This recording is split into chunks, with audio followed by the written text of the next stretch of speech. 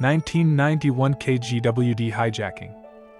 KGWD, formerly KCFS, is a radio station in Sioux Falls, South Dakota. The station broadcasts Catholic talk radio and has been in operation since July 1985. One night in May 1991, I was driving through South Dakota to visit family in Sioux Falls. As I drove, I would constantly change the station to drown out my thoughts. After a few minutes, I landed on KGWD. I listened for a few moments, and everything was normal as I continued driving. I can't remember how long it was until the station stopped mid-song. When I looked down at the radio, it suddenly became staticky, with the static stopping and starting every 10 seconds.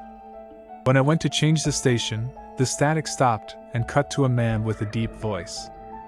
He began humming as the static started again, the static barely allowing him to be audible.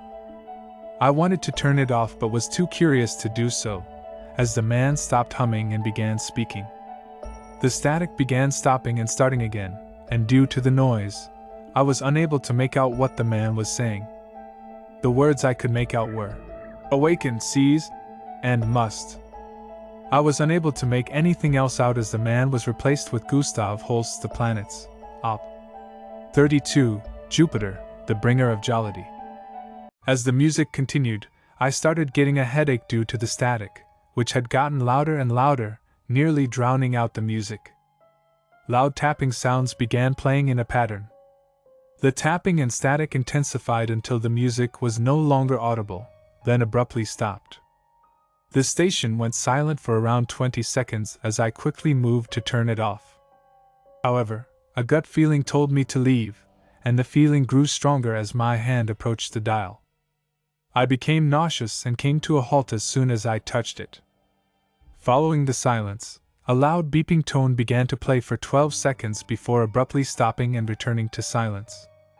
Suddenly, the station came back, with the host apologizing for the delay. A few minutes later, a viewer called the station and inquired about the strange broadcast. The host informed him that nothing of the sort had occurred and that the delay was only 15 seconds. Even now, I see people discussing the incident on online forums, but any attempts to contact KGWD have resulted in the same excuses.